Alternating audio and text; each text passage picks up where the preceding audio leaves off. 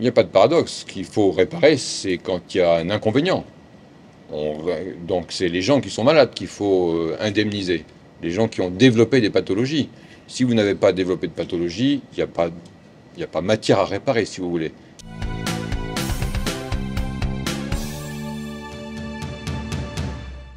Écoutez, d'abord, je note dans ce copil qu'il y a beaucoup de monde, qui montre que le sujet chlordécone intéresse fortement les Guadeloupéennes et les Guadeloupéens. Je vous rappelle que la stratégie de l'État à mener dans ce cadre-là, c'est d'informer, de protéger et de réparer.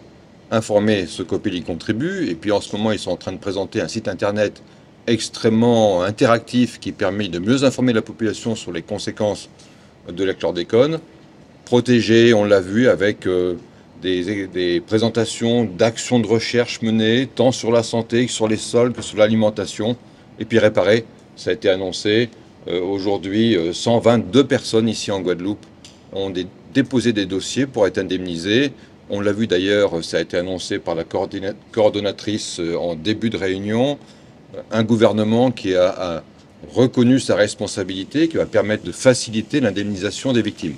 Donc on voit bien qu'on est dans un sujet vivant, qui permet d'apporter des réponses aux questions que se pose la population, la rassurer et faire en sorte surtout que collectivement nous assumions nos responsabilités et que nous puissions accompagner les gens qui ont été victimes de ce poison.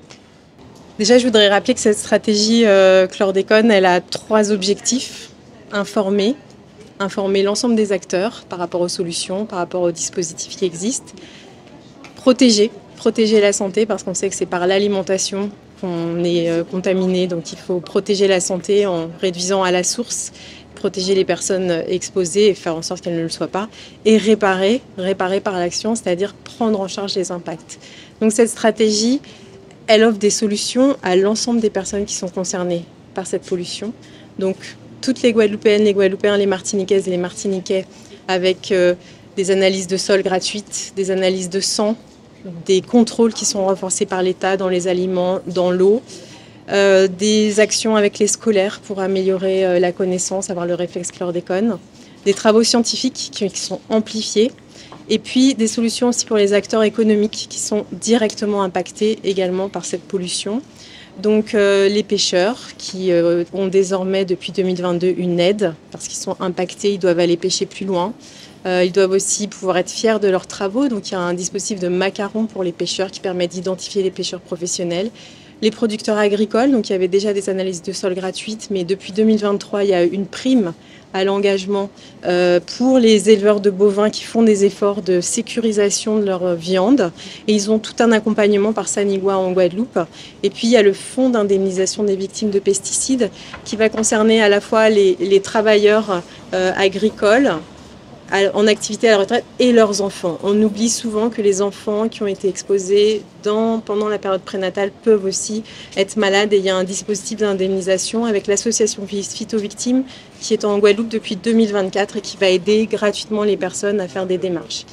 Alors oui, depuis l'arrivée de l'association en 2024, ça avance et donc du coup c'est pour ça qu'on tient à continuer le travail de proximité auprès de la population et c'est pour ça que je suis présente à de nombreux événements, notamment la caravane des droits qui circule sur toute la Guadeloupe pour aller vers les concernés, donc les victimes.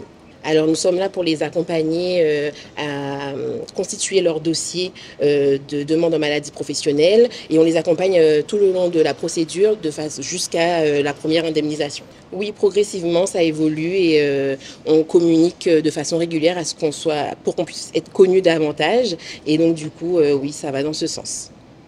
Contactez-moi et puis je serai là pour vous accompagner, on prendra le temps pour que vous puissiez sauter le pas justement.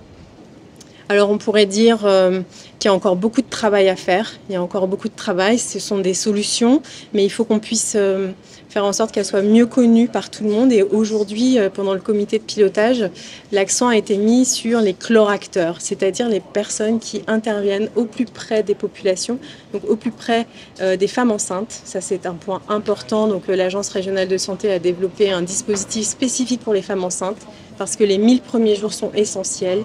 Donc vraiment réduire l'exposition, On a vu aussi les personnes, les diététiciennes qui viennent à domicile des personnes qui ont fait une chlordéconémie pour expliquer, discuter.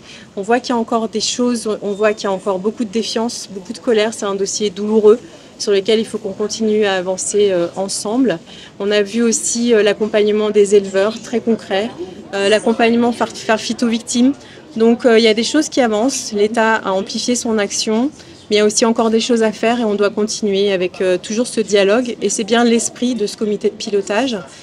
Alors, nous avons plusieurs missions, hein, en fait, et donc l'objectif prioritaire, c'est de protéger la population contre des aliments qui pourraient être contaminés par la chlordécone. C'est pourquoi nous faisons beaucoup de contrôles sur les sols, sur les denrées alimentaires d'origine animale et d'origine végétale pour vérifier leur conformité à la réglementation et que leur concentration en chlordécone soit adaptée à la santé des publics. Alors nous avons des inspecteurs, donc des personnes habilitées pour le faire, qui vont à plusieurs niveaux. En production primaire, c'est-à-dire au champ de l'agriculteur, pour prélever des légumes et des végétaux.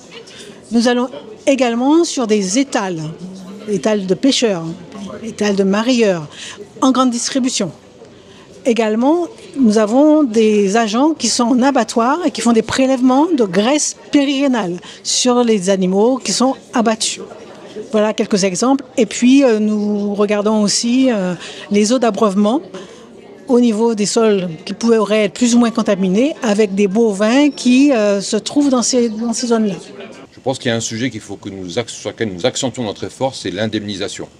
122 personnes, 122 dossiers déposés, c'est beaucoup plus qu'il y a 2 ans, mais c'est encore insuffisant. Et donc j'ai bien noté les efforts que mène la CGSS et la Mutualité sociale agricole pour renforcer l'information et pour que des dossiers soient déposés. C'est important. Et le travail de recherche doit continuer parce que nous devons bien maîtriser ce phénomène-là. Il n'y a pas de paradoxe. Ce qu'il faut réparer, c'est quand il y a un inconvénient. Donc c'est les gens qui sont malades qu'il faut indemniser, les gens qui ont développé des pathologies. Si vous n'avez pas développé de pathologie, il n'y a pas matière à réparer, si vous voulez. Donc l'important, c'est d'accompagner les gens qui ont eu des pathologies et d'effectivement réparer le préjudice subi.